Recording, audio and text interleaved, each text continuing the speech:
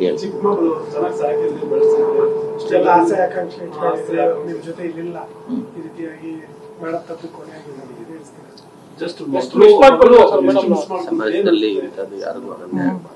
ನೋಡಿ, ಈಗ ಮನೆ ವರ್ತೊಂದು 2-3 crores ಆಗುತ್ತೆ ಅಲ್ಲ. ಲ್ಯಾಂಡಿಗೆ ಅಂತ ಸೇರಿಸಿದ್ರೆ ಜಾಸ್ತಿ ಅದೇನು ಪ್ರಯೋಜನ ಇಲ್ಲ. ಅದಕ್ಕೆ ಕಂಪೇರ್ ಮಾಡಕ್ ಆಗೋದಿಲ್ಲ ಅಲ್ಲ. ಈಗ ಅದೆಷ್ಟೇ ಇದ್ರೂನೆ ಈಗ ಅದಕ್ಕೆ ವ್ಯಾಲ್ಯೂ ಕಟ್ಟೆ ಮಗಳೇ ಇಲ್ಲ ಅಂದ್ಮೇಲೆ ಅದು ವ್ಯಾಲ್ಯೂ ಕಟ್ಟಕ್ ಆಗಲ್ಲ. ಅದ್ರ ಕಟ್ಕೊಂಡು ನಮ್ಗೆ ಈಗ ಏನಾಗ್ಬೇಕಾಗಿದೆ? ಏನು ಇಲ್ಲ. ಒಂದು ಈಗ ಇವರು ನಿಮ್ ಪ್ರಶ್ನೆ ಇನ್ನೊಂದ್ಸರಿ ರಿಪೀಟ್ ಮಾಡಿ ಸರ್. ಅಂದ್ರೆ ಮಗಳು ತುಂಬಾ ಪ್ರೀತಿಯಿಂದ ಸಾಕೊಂತ ಅವಳು ಒಂದಿಷ್ಟು ನಿಮ್ಗೆ ಪ್ರೀತಿ ಇಟ್ಕೊಂಡಿರ್ತಾರೆ. ಇಲ್ಲ ಇಷ್ಟೆಲ್ಲ ಕನಸುಗಳು ಕಟ್ಕೊಂಡಿದ್ರಿ, ಕ್ಲಿನಿಕ್ ಮಾಡ್ಕೊಡ್ಬೇಕು, ಸಮಾಜ ಸೇವೆ ಅಂತೆಲ್ಲ. ಸಮಾಜ ಸೇವೆ ಬರಕ್ಕಿಂತ ಮುಂಚೆ ಕೊಲೆ ಆಗಿರೋದು ಏನಂತ ಮಿಸ್ ಮಾಡ್ಕೊಂಡಿದ್ದಾರೆ. ಈಗ ಆ ಮಗು ನಮ್ ಇಬ್ಬರು ಮಕ್ಳನ್ನು ಅಷ್ಟೇ ಹೆಣ್ಮಕ್ಳನ್ನ ನಾವು ಗಂಡ್ ಮಕ್ಳ ತರನೇ ಸಾಕಿರೋದು. ಅವ್ರಿಗೆ ಏನೆಲ್ಲ ಪ್ರೋತ್ಸಾಹ ಬೇಕು, ಅವ್ರಿಗೆ ಏನೆಲ್ಲ ಅವ್ರಿಗೆ ಯಾವ ತರ ಬೆಳೆಸಿದೀನಿ, ಯಾವ ತರ ಸಾಕಿದ್ದೀನಿ ಅಂದ್ರೆ ಅದು ಗಂಡ್ ಮಕ್ಳು ಸಮಾನವಾಗಿ ಸಾಕಿದ್ದೀನಿ, ಹೆಣ್ಮಕ್ಳು ಅಂತ ಸಾಕ್ಲಿಲ್ಲ.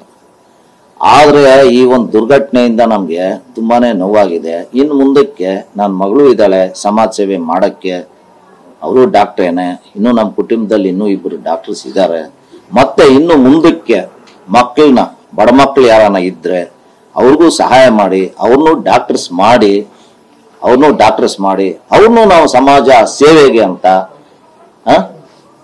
ಬಿಡೋ ಪ್ರಯತ್ನ ನಾನು ಮಾಡ್ತೀನಿ.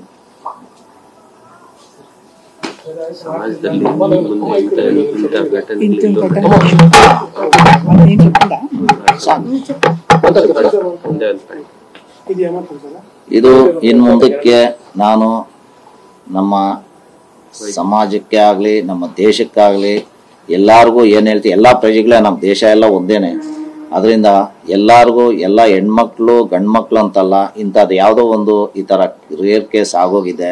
ಈ ತರ ಆಗ್ಬಾರ್ದಾಗಿತ್ತು. ಡಾಕ್ಟರ್ನೇ ಒಂದು ಡಾಕ್ಟರ್ ಸಾಯಿಸುವಂತ ಈ ಒಂದು ಕೃತ್ಯ ಏನಿದೆ ಇದು ನಾವು ಸಾಮಾನ್ಯವಾಗಿ ಕೇಳ್ಪಟ್ರು ಇರಲ್ಲ ಅಲ್ವಾ. ಅದರಿಂದ ನಾನು ಎಲ್ರಿಗೂ ಒಂದು ಅಡ್ವೈಸ್ ಏನ್ ಮಾಡ್ತೀನಿ ಅಂದ್ರೆ, ಈಗ ನಮ್ಮ ಅಡ್ವೊಕೇಟ್ ಮಿಸಸ್ ಏನ್ ಹೇಳಿದ್ರು ಅದೇ ತರ ಎಲ್ಲರೂ ತುಂಬಾ ಹುಷಾರಾಗಿದ್ದು ಮಕ್ಕಳನ್ನ ಚೆನ್ನಾಗಿ ಓದಿಸಿ ಅವ್ರನ್ನ ಅವ್ರ ಪ್ರೊಫೆಷನಲ್ಲಿ ಮುಂದುವರ್ಸಕ್ಕೆ ಬಿಡಿ. ಅವ್ರ ಕಾಲ್ ಮೇಲೆ ಅವರು ನಿಂತಾದ ಮೇಲೆ ಮದುವೆ ಅನ್ನೋ ವಿಚಾರವನ್ನ ನಿಧಾನವಾಗಿ ತುಂಬಾ ಪರಿಶೀಲನೆ ಮಾಡಿ ನೀವು ಅದರಲ್ಲಿ ಮುಂದುವರಿಬೇಕು. ಇಂಥ ಘಟನೆಗಳು ಮುಂದೆ ಎಲ್ಲೂ ಆಗ್ಬಾರ್ದು ಅಂತೇಳಿ ನಾನು ವಿನಂತಿ ಮಾಡ್ಕೊಂತ ಇದ್ದೀನಿ.